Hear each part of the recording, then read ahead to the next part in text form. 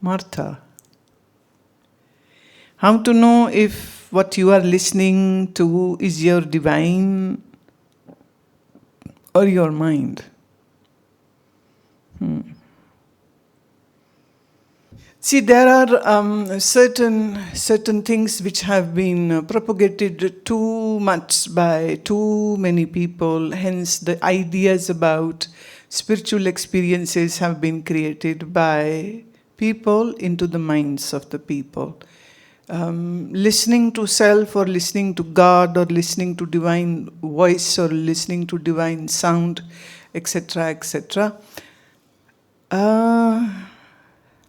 I'm not saying that certain sounds can't be heard when you are deep in meditation. Yes, it is very much possible. But was it your mind or was it divine? Then I can just say like that any voice or any sound which is heard, whether it's in your dream or in your wakeful state or when you were kind of doing some silent meditation, if some sound is heard, obviously that sound is being heard by the mind. It is being registered by the mind only. And we do not separate the divine and the world as two entities. Where do you live? United States. Which state? Florida. Are you by the ocean? Are you in which city? Miami. Oh, nice. So definitely you must have had experience of sitting by the ocean. So in the ocean you can see lots of waves and lots of foam and lots of bubbles which get formed.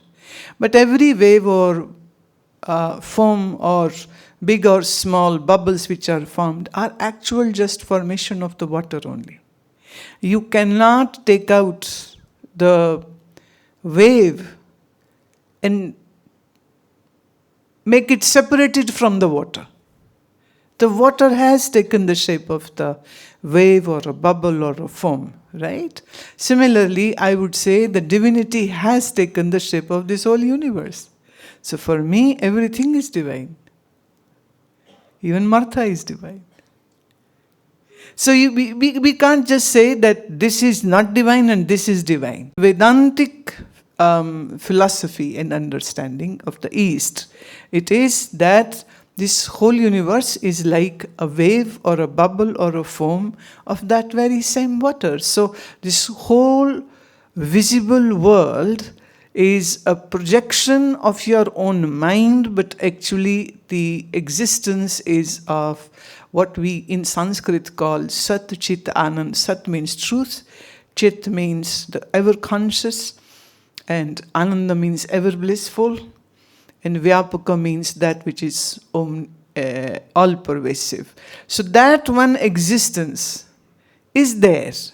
And in that very existence, all this visible world, the ships and farms, the names and the forms are being seen, and the interactions are happening. But when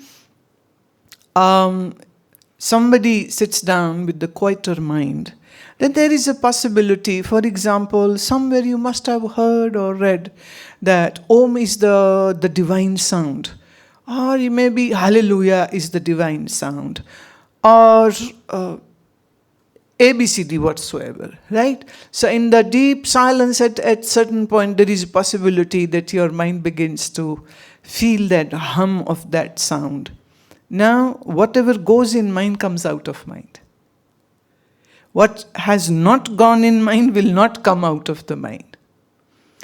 For example, if somebody who is born in a Hindu religion and has been conditioned and taught that God is Ram or God is Shiva, and they have image of Ram and Shiva, so whenever they will sit down doing some pranayam or some other practices, it's possible that the image of Ram or Shiva gets projected in their mind. But if somebody who is like following a Christian religion, and this person when will go into meditative tries to silence the mind, the possibilities, might see Jesus smiling to him and blessing him. But for a Buddhist, it will be a Buddha and not Jesus. But for a Hindu, it would be Ram and Shiva. But for a Sikh, it would be neither. They will hear the sound Vaheguru. So the question is this the truth, what you think is truth? Or is it that religion which you were following gave you some ideas, you took those ideas, and all these paths have their own different divine sounds and divine names and divine mantras and different way of praying.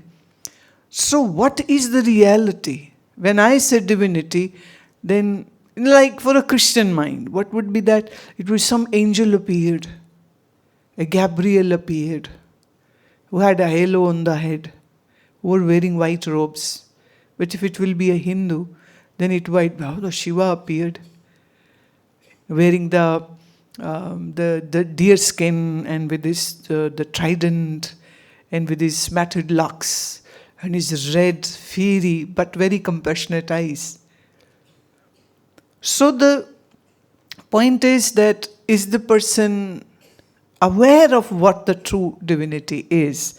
Or are you following the ideas given by the organized religions to you? I'm not saying anything should be just to leave out. I am going to suggest that you need to explore what divinity is. How can you define the divinity? How can you define God? How can you understand what is the property? For example, if somebody says, I'm thirsty, a person said, go and drink water. And he said, what is that? I don't know. He said, okay, I'll explain you. That which is clear, colorless, that which is in liquid form, that which will satiate your thirst. These are the properties. He said, you need to make me understand more. He said, okay, it's hydrogen and oxygen, H2O. Right? He said, okay. But this H2O or the description of the water isn't enough to satiate the thirst. So one person said, okay, forget everything. He gave him a cup of water. He said, drink.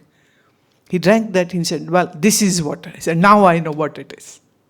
So I am not into the vague descriptions given by others. I am more for drinking that water. Right? So that is more important.